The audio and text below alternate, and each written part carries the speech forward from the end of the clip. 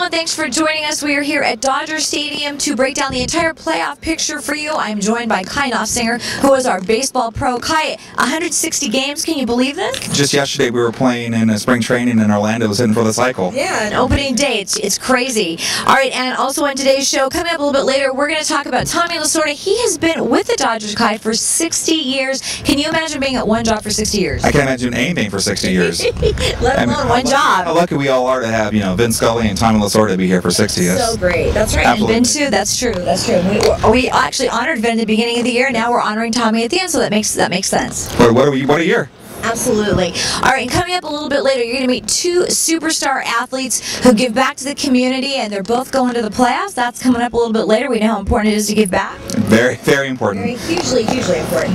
And finally, to wear the helmet or to not wear the helmet, that is the question that Stan Conti, the Dodgers head medical trainer, is going to answer for us. We know that some players have been hurt this year, and I think it's better to wear the helmet, but we're going to get into that in a little while. And you should wear the helmet. Wear the helmet, absolutely. Even though you look like Kazoo, you should still wear the helmet. Always important to wear that helmet. That's right. Safety first. That's right. All right, Kai, let's get right to the playoff picture because it's kind of a crazy one this year. We know the Dodgers are in. They've been in since last week for at least the wild card, but they, of course, are going for the division. It's a different year, I would say. Who would have thought that we'd be coming down to the wire playing for the division or playing for the wild card spot? But then you look at teams like Philadelphia and St. Louis, who that's the team you're going to face. Is either St. Louis or Philadelphia, and it's a matter of playing them at home or away. Well, and what's really interesting about that, too, to me, is the fact that, the Rockies have gotten so hot, and of course we're playing them now, but the Phillies and the Cardinals and the Dodgers have had just a bit of a slump as of recent days. If you're going to go on a slump, do it now.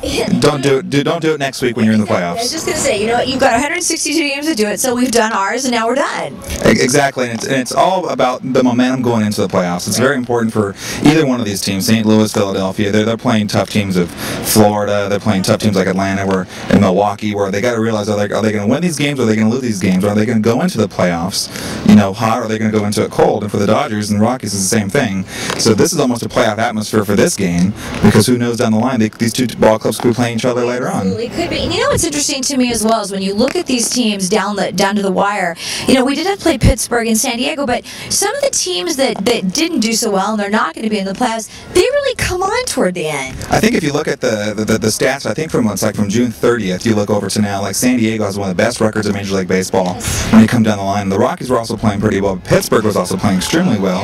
And Atlanta. Andy LaRoche, who used to play for us. Andy LaRoche, how sweet it was for him, but it was bad for the Dodgers. But then you look at other ball clubs. Oakland was playing very well in the American League. Texas was playing well for a while.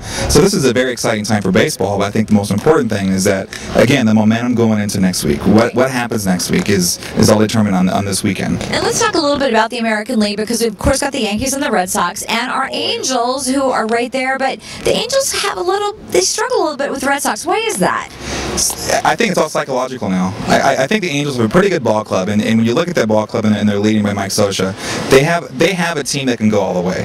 I really do. But Boston, they built themselves a good playoff team.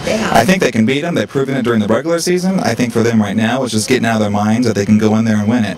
Luckily for the Angels, though, they're going to be playing them at home to open up that series. So home field advantage is huge when you go down the wire. Yeah, and it's interesting too because with the Yankees, they've come on and they're so strong and they look so good. But who knows? The Angels could just surprise a lot of people here. I think for Major League Baseball, it would be great to have a Yankee Angel American League pennant race. I think so, and I think it would be even better if we had a Dodger Angel World Series. Imagine that marketing rights on that one. Imagine the Freeway World Series, not just the Freeway Series, but the Freeway World Series. Freeway World Series and the return of Joe Torre to New York in a new stadium. Can you imagine? Wearing the Dodger blue would be an amazing. Whether we would face the Yankees or the Angels, that would be an amazing story. Of course, even if we face the Red Sox, that would be a great story with Manny as well. So. It would be an amazing story, I think, with all the ball clubs. This is an exciting time for baseball and for the country, really, to see all these tight races going down the wire. You still don't know the division, what's going to happen in the Central, American League Central, with Minnesota and Detroit, and that's going down the wire as well. So that can be another amazing race. We talk about a hot team going to the playoffs on Wednesday. That could be an amazing, interesting race to watch. And isn't it incredible that of all the teams, there's still only going to to be just a few teams that will be playing next week, and the Dodgers are one of those teams. Amazing. You know, look where they were a couple years ago to where they were now. They could, they're going to the playoffs, I know that for sure, but then a couple of years ago they almost lost 90 games, 94 games I think it was, and they come in here today and, they have an opportunity to clinch the division either today or tomorrow, and then they can do the same thing with Rockies, so. Well, Joe Torre always talks about momentum. Momentum is important, so let's get the win tonight, and we'll be done with that. I think Marie's done. I think we want to go on. Like for that, yes. And we're looking forward to next week already. All right, now, to wear or not to wear this helmet. Big controversy this year. We've seen two players, David Wright from the Mets and our own Hiroki Kuroda, get hit in the head with a baseball. Now, of course, pitchers don't wear the helmets, but the hitters do. And as you're going to see in the piece, I did actually try the helmets on because it was amazing to me. And I know you've played baseball. The helmet, the regular helmet, has no padding in it, Kai.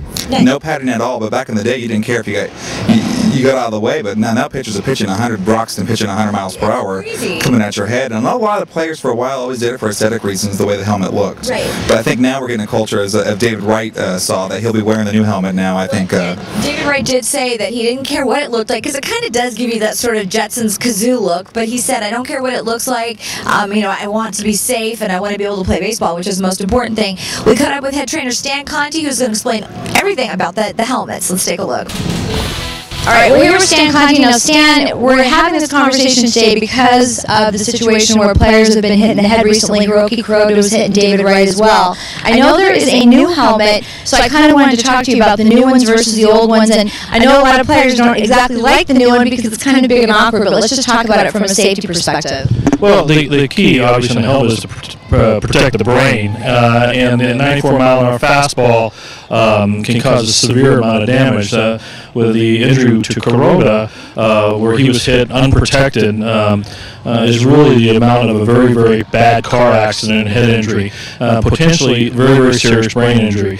He was incredibly lucky that he didn't have that, but easily he could have. So the pitcher is unprotected. The hitter obviously can be protected. He, in a David Wright situation, ended up getting hit by the helmet, but there's still a huge amount of impact and can cause a concussion, and a concussion is a small or can be a very large brain injury.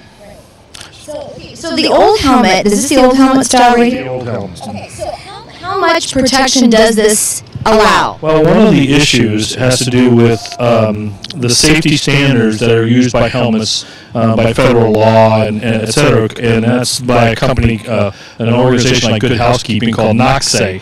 NOCSAE tests these helmets at 70 miles per hour, that they reduce impact to a certain level at 70 miles per hour. Well, we know that the ball isn't coming at 70 miles an hour, so it comes out at 95 to 100, and this has not been tested at that. So in order to try to be more particular to baseball and a 95-mile-an-hour fastball hitting a hitter, like in David Wright's situation, they went to this helmet. And this helmet came out, has been in development, I guess, for a while, and it came out long before David Wright or anyone got hit in the head.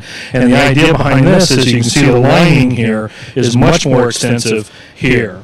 It's a lot thicker. It's made of a different material. It reduces the impact. It's been tested at, supposedly, we've heard, and I have not seen the studies, at 95 to 100 miles per hour, and it reduces the impact. Now, was this designed because the other one is not adequate, or why was this one designed? Well, I think helmets and different things are always different companies are looking to be better, and so they made this one just to be more protective than this one.